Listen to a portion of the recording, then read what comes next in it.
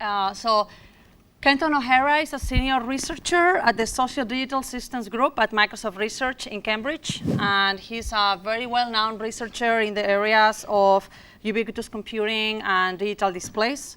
He has written a lot of scientific publications and actually 2 books also on public displays and collaborative music consumption.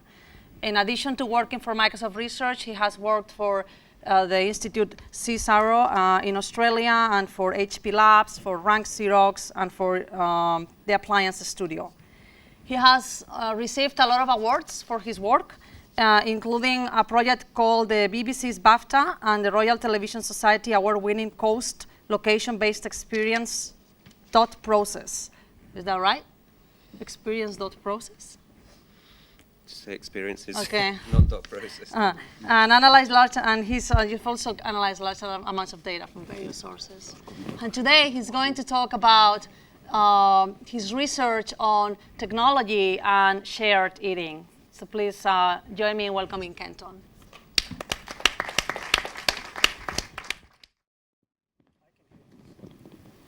So I want to talk about some of the ways that these things are coming together, and in particular how technology is influencing some of our everyday practices with food. And in particular, I want to discuss what this then means for how we might innovate in this space. Now, I want to try and do this by shifting from, so in UbiComp and human-computer interaction, what's kind of predominant approach is really to think about things like smart kitchen. How can we instrument these environments to kind of problem solve various problems and things. And I want to take a slightly different perspective, which emphasizes some of the social concerns to do with our shared eating practices. And I'm going to do this through, I'm going to set up a little bit of context, and I'm going to present a case study of some work that we've done at Microsoft, which illustrates this particular perspective, and then I'm going to draw some conclusions at the end.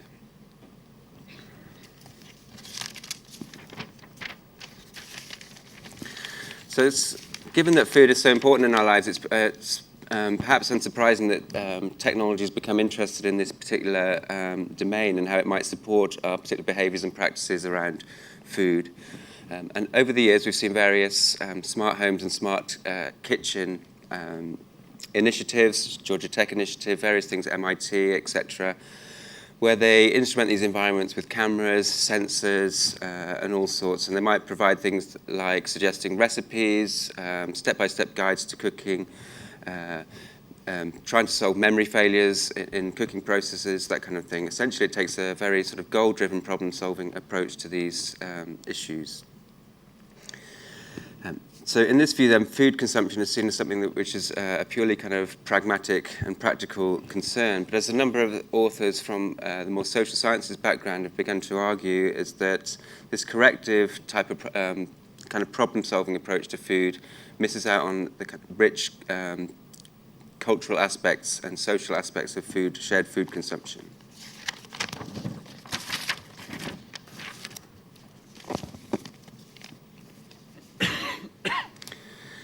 So orienting to these kind of pragmatic concerns is not a problem in itself. Indeed, these solving problems can be very much a way of driving forward new innovations, whether it's in digital or non-digital domains.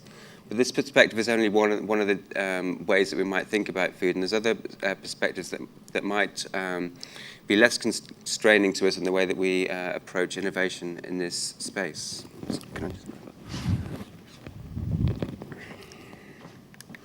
So within social science and anthropology, shared meal times are something which has been characterized as rich sites for the construction of family or friendship relationships. So they become an opportunity for communication and narrative exchange, where we can talk about shared and personal experiences, social construction of shared knowledge. We can talk about traditions, etc. People talk about their days. There's lots of social stuff about people coming together to do family and friends relationships.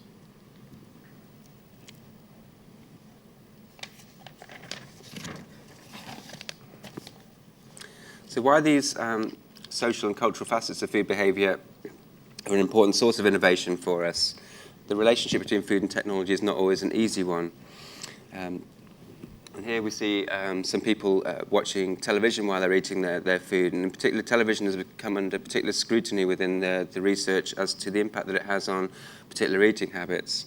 So within certain countries and cultures, it's estimated that up to 40% of meals are now eaten in front of the television. And the issue here is that such practices can shift us away from some of the social values that we tend to associate with, or social values that we associate with bringing people together to eat. So it's demanding of our attention, it prevents us from talking, for example. Many of those social values then go away once technology is introduced, this kind of technology is introduced to our eating practices. We can make similar arguments around things like mobile phones and other personal devices, which, again, because of their portability, are now starting to enter into these eating spaces. And while people have ways of managing these devices when they're used, when we're connected to online networks, Facebook, email, etc., they're all ways of drawing us away from the here and now social to our online social networks, etc.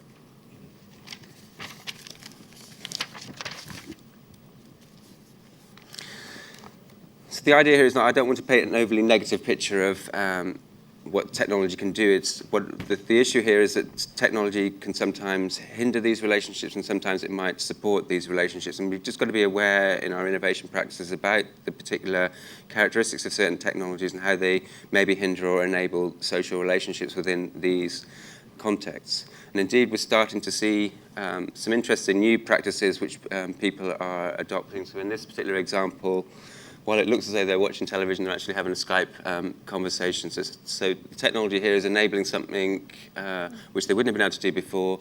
It's involving participation of everyone around. It's not drawing attention to some other content. It's very much an active participation by all those present.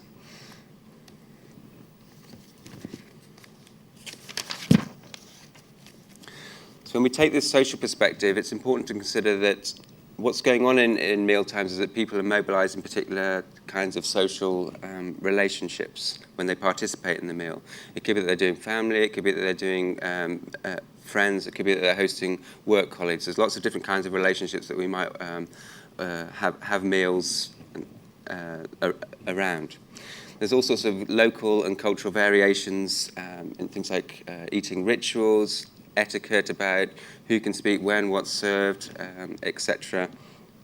And there's also different roles and responsibilities and rights which relate to the conduct of the meal, which people kind of adhere to through the material properties of the meal. So people manipulate the material structure of the meal in terms of, for example, the kind of dishes that they might choose to serve. If we can compare something like a buffet presentation versus a formal host presentation of food, all these things have different consequences for the kind of social relationships or the kind of atmosphere that people are trying to create within these contexts.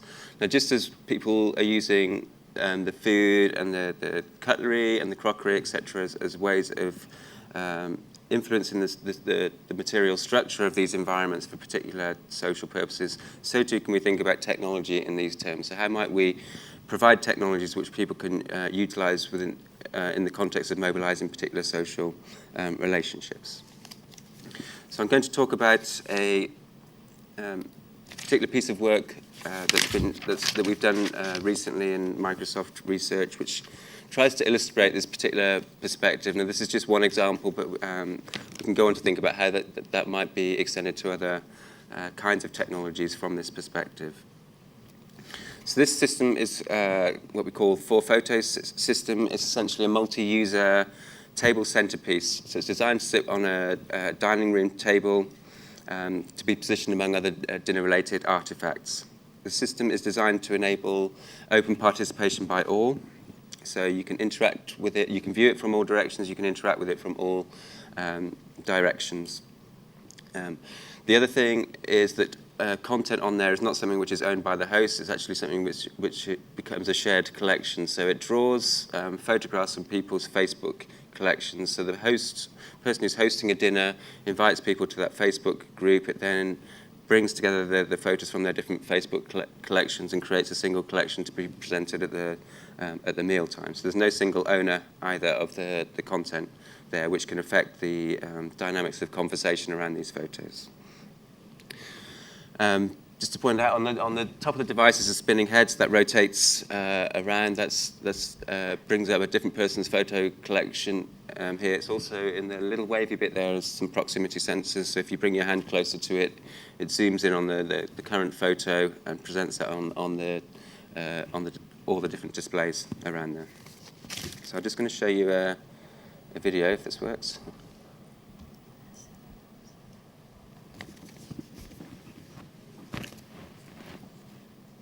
Is there any audio? The laptop. Can you put it on pause and I will ask them? ¿Se puede encender el audio del portátil, por favor?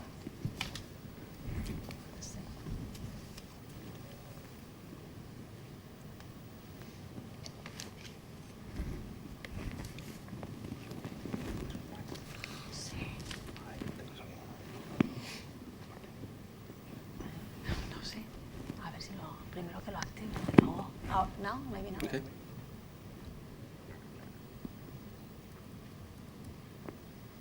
No? Maybe you can do the talking? It's okay. It's just music anyways. Oh, it's I'm not just singing music? there. Can you do the singing? It sounds like the... Now. Yeah, thank you.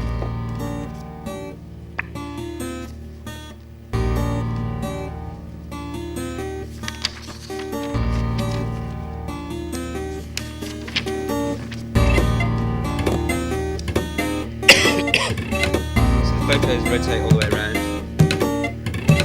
Then you zoom in by bringing your hand closer.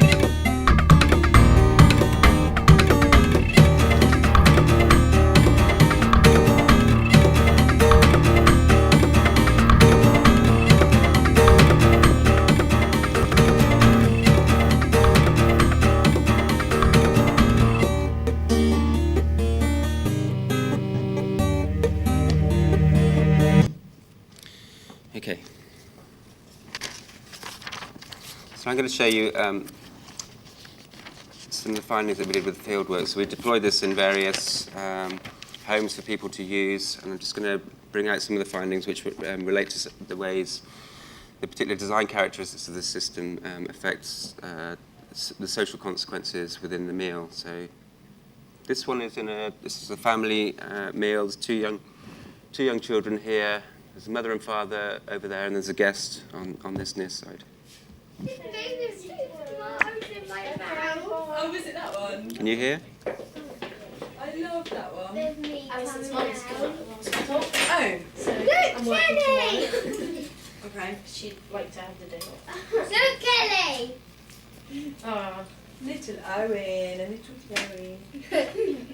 Playing the piano. Nanny's piano. Leave it. Okay, so the short video clip there, but there's quite a lot of things going on in terms of the different social relationships.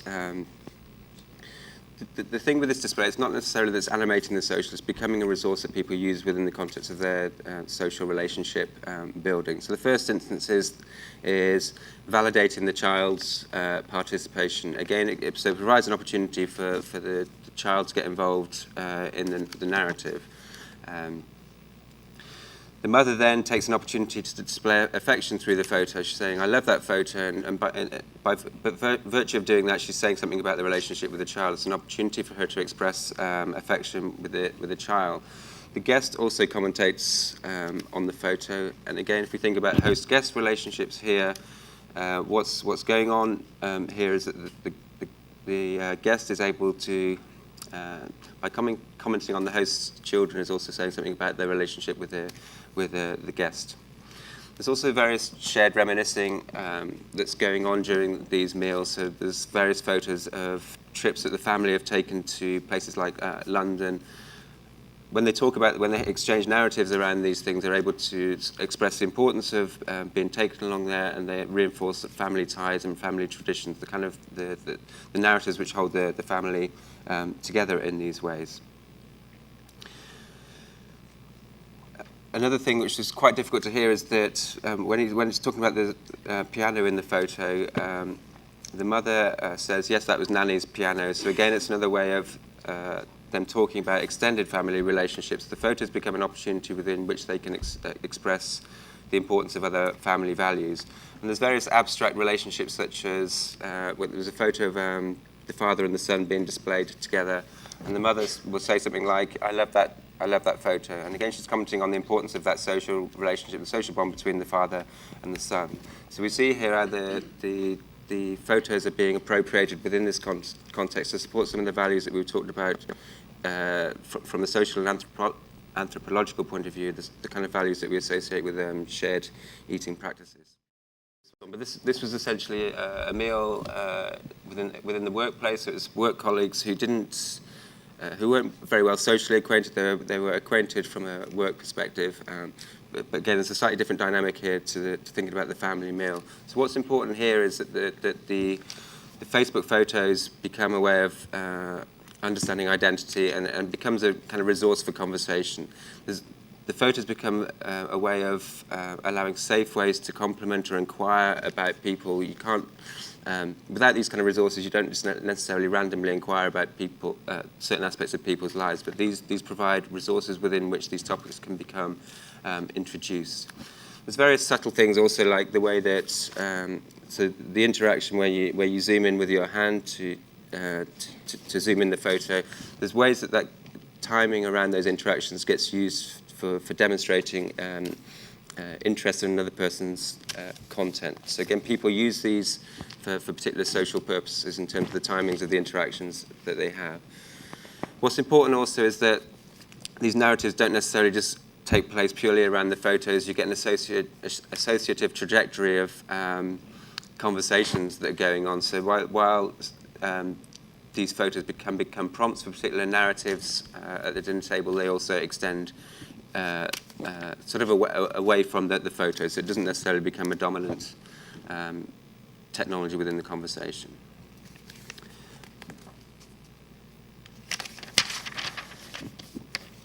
People are also able to use it for other kinds of social effects. And I think there's an important example here from, there was a person, again, in a meal amongst friends who was looking at an old photo of herself where she was incredibly slim, and she was obviously concerned about her weight 20 years further down the line.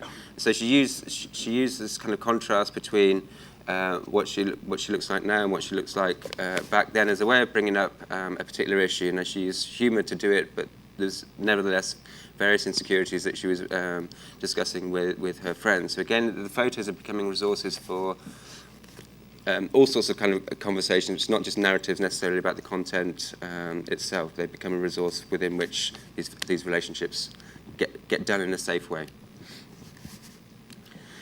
You can see in this particular image how the photo display sits within the context of all the other dinner paraphernalia. So you can move it around, and you can organise your other dinner paraphernalia around that. The other thing that's interesting from the point of view of the multi-user interaction is that the management of the meal, in terms of the way that people use the food artifacts versus kind of controlling the conversation through the photographs.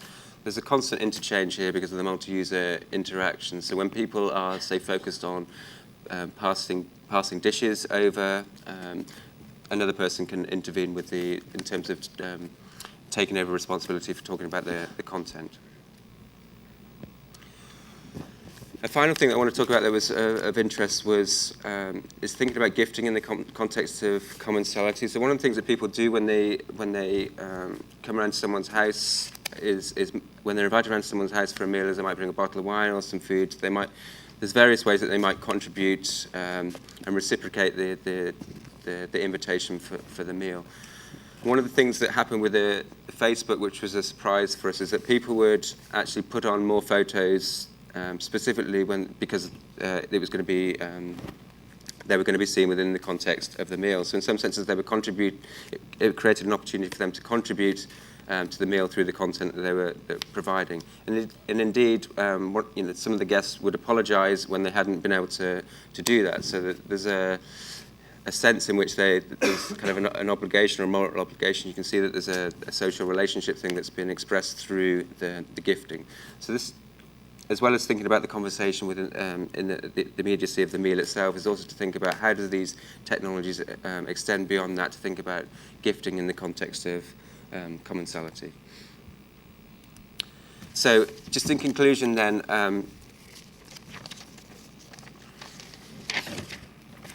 what I want to say in conclusion is that there's all sorts of interesting ways that we might instrument these kind of environments through various sensors, through adding audio, through putting digital displays on tabletops, through sensors on our arms, etc., and various other kinds of displays. But we need to do that in a way which is not just about the pragmatics of food, like food ordering, etc. We need to do it in a way that's not just necessarily about the sensory. We also want to think about how do these things impact on the social. So if we take, for example, on the left-hand side with the seafood, the iPod and the seafood concept that was done at the Fat Duck, the issue here is that that's potentially an isolatory experience. We need to also think about ways that sits within the context of the social environment of the meal. So then just the idea of this talk is really to reflect on the ways that different technologies might do that, the way that certain technologies isolate our experiences, create isolated individual experiences, while others might enable more shared participation and enable more shared participation. And it's the latter that I want to kind of emphasize that we're interested in pursuing, those which facilitate that social participation and the doing of relationships through these technologies.